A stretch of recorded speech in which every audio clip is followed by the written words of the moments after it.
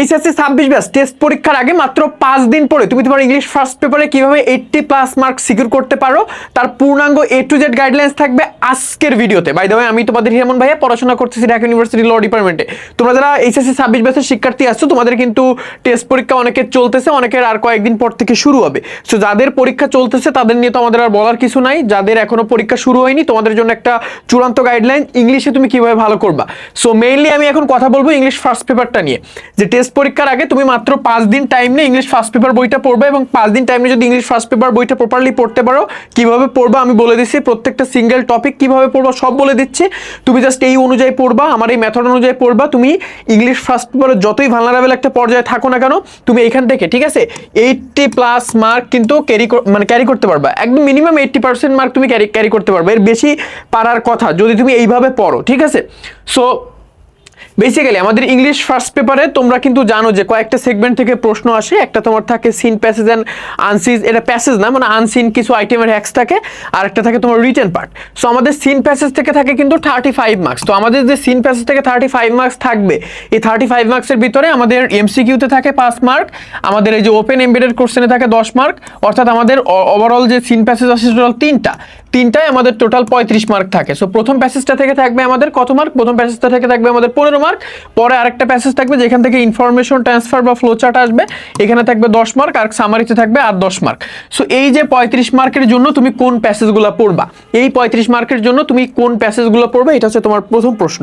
So এই 35 মার্কের জন্য ওভারঅল 20 থেকে 25টা প্যাসেজ পড়লে হবে। এই 20 থেকে 25টা প্যাসেজের ফাইনাল সাজেশন তুমি যদি ইউটিউবে ভিডিওটা দেখে থাকো, আমি ইউটিউবে তুমি আই বাটনে দেখলে ওখানে পেয়ে যাবা, ওইখানে আমি ভিডিওটা অ্যাড করে দিব, ঠিক আছে। অর্থাৎ আই বাটন কিন্তু ওইখানে থাকে ইউটিউবের, আমরা যখন ইউটিউবে ভিডিও দেখি ওইখানে আমি অ্যাড করে দিব, ওইখান থেকে তুমি ফাইনাল সেশনে দেখে নিও। আমাদের হিরামন মন্ডল অফিসিয়াল যদি ফেসবুকে থাকো, আমি কমেন্টে ভিডিওর লিঙ্কটা দিয়ে রাখবো, ওইখান থেকে তুমি সুন্দর করে দেখে নিও, ঠিক আছে। আর ভাইয়ের চ্যানেলটা অবশ্যই সাবস্ক্রাইব করে রাখবা। এখানে তুমি জাস্ট তোমার কোন বিষয়ে গাইডলাইন প্রয়োজন বললে আমি দেন তোমার ভিডিওটা, মানে নেক্সট ভিডিও কিন্তু ওইটার উপরে মেক করবো। সো ওই যে তোমাকে সাজেশনটা আমি দিব, এখানে 20 বা 25টা তোমার সিন প্যাসেজ থাকবে, বা হাইয়েস্ট গেলে তোমার একটু বেশি, 2-1টা বেশি থাকতে পারে। জাস্ট ওইগুলা যদি তুমি পড়ো, তোমার আর কিচ্ছু করা লাগবে না। ওইগুলা পড়লে ওইখান থেকে তুমি জাস্ট মাত্র 20 বা 25টা প্যাসেজ থেকেই তুমি ওইখান থেকে তুমি এই যে এমসিকিউ ওপেন এমবেডেড কোশ্চেনও পাবা, আবার ফ্লো চার্ট বা ইনফরমেশন ট্রান্সফারও পাবা, বা সামারি পাবা। সব কিছু কিন্তু একদম মানে হাতে কলমে তুমি ওইখান থেকে পেয়ে যাবা। 35 মার্কের প্রিপারেশন হচ্ছে তোমার 20টা থেকে 25টা প্যাসেজের ভিতরে। তুমি চিন্তা করতে পারতেছো না তোমাদের জন্য কতটা ব্লেসিং।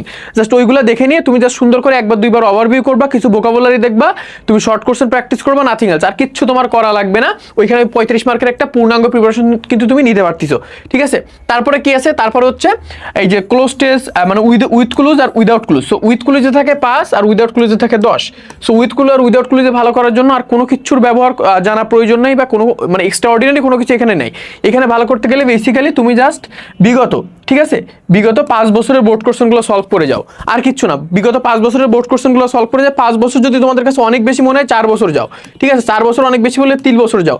3 বছরে কমে নাইবো না, 3 বছরে তুমি 3-24, 25, 30টা মতো বোর্ড কোশ্চেন সলভ করে যাও, আর কিচ্ছু তোমার করা লাগবে না।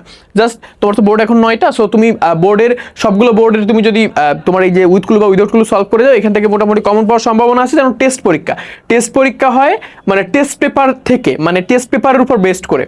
অর্থাৎ বিভিন্ন কলেজ বা আগে বিভিন্ন কলেজ, ভালো ভালো কলেজে যে পরীক্ষাগুলো হয়েছে আগে, বা তোমার বোর্ড কোর্সিং, এইসবের উপর থেকে তুমি যদি টেস্ট পেপারটা ভালো করে পড়ে যেতে পারো, এখানে টেস্ট পরীক্ষা ভালো করা যায়। আর কিচ্ছু না, এখানে রকেট সায়েন্স নাই। সো আমি যেটা বলবো, এখানে তুমি যে 20 বা 25টা প্যাসেজের ফাইনাল সেশন দিয়ে রাখছি, ওইগুলো পড়ো, ঠিক আছে। না পারলে কমেন্ট করো, আমি ভিডিওর লিঙ্কটা দিয়ে দিব।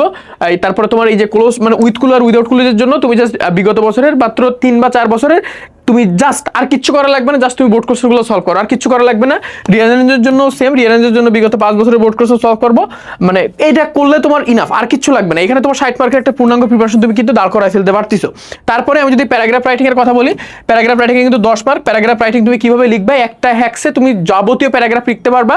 সেই হ্যাক্সটা আমাদের ইউটিউব চ্যানেলে আপলোড করা আছে, তুমি দেখে নিবা। আমি ভিডিও লিঙ্ক দিয়ে রাখবো, কমেন্টে দিয়ে রাখবো। না হলে তুমি চাও আমি তোমাকে ভিডিও লিঙ্কটা দিয়ে দিব কমেন্টে, ঠিক আছে।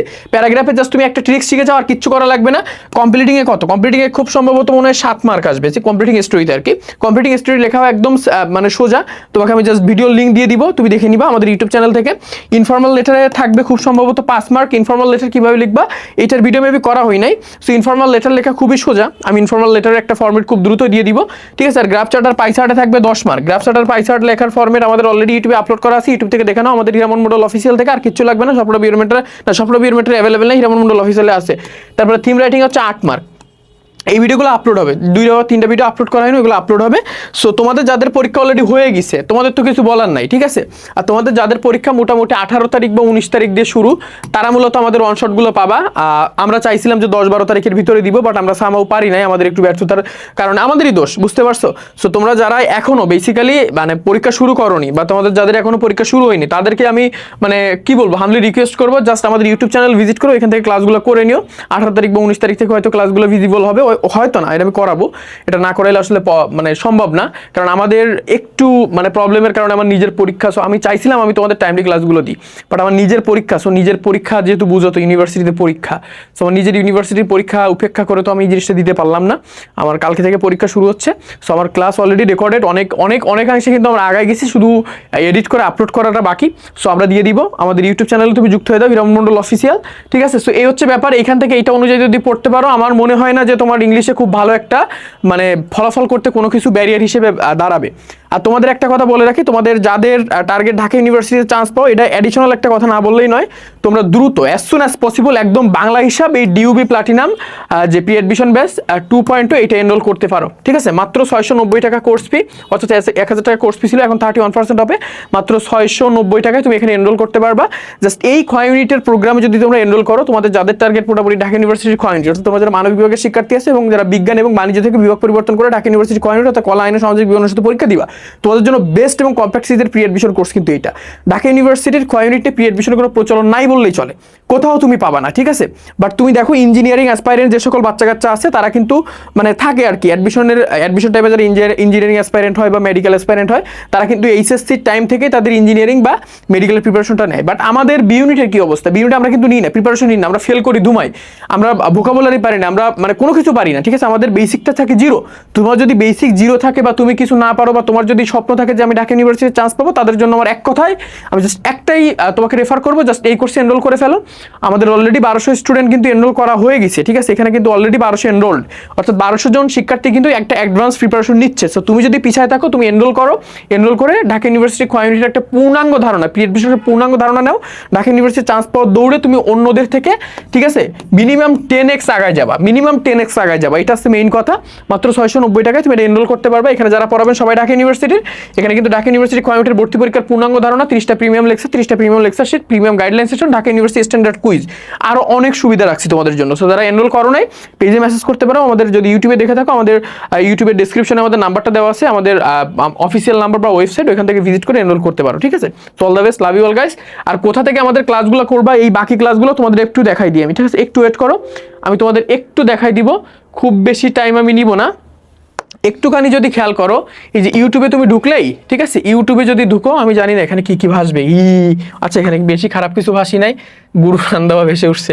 এই যে হিরামন মন্ডল অফিসিয়ালে যদি তুমি যাও, ঠিক আছে, হিরামন মন্ডল অফিসিয়ালে গেলে এইখান থেকে তুমি ক্লাসগুলো করে নিতে পারবা, ঠিক আছে। এই প্লে লিস্টের ভিতরে গেলে ওই যে আমি যে ক্লাসগুলোর কথা তোমাকে বলছিলাম, বেসিক্যালি যে ক্লাসগুলোর কথা আমি তোমাকে বেসিক্যালি বলছিলাম, কই গেল, যে ক্লাসগুলোর কথা বলছিলাম, যে ওই ক্লাসগুলো কই পাবা আমি তোমাকে একটু দেখাই দিই।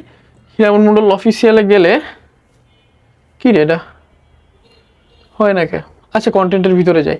সো এখানে তুমি প্লেলিস্টের ভিতরে যদি যাও, প্লেলিস্টের ভিতরে গেলে এখানে পেয়ে যাবা যে তোমার বেসিক্যালি এখানে দেখো 26-এর জন্য, এই যে আমি বেসিক্যালি যেটার কথা বলবো, এই যে এইচএসসি 25-এর ফাইনাল সাজেশনের ভিতরে আমাদের ভিডিওগুলো আপলোড করা আছে।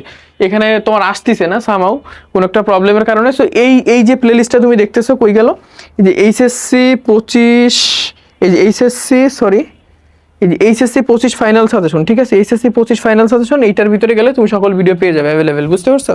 সো এখান থেকে তুমি সকল ভিডিও দেখে নিও একটু নিজ দায়িত্বে, সবগুলো ক্লাস। আর বাকি যারা এখনো মানে তোমাদের এখনো পরীক্ষা শুরু হয়নি, তোরা তো আমাদের পূর্ণাঙ্গ প্লে লিস্টে আর কি ওয়ান শটগুলো পাবা, ঠিক আছে। সো তোমাদের জন্য শুভকামনা, এই পর্যন্তই থাকলো আজকে। সো তোমাদের সাথে দেখা হচ্ছে খুবই দ্রুত, অল দ্য বেস্ট।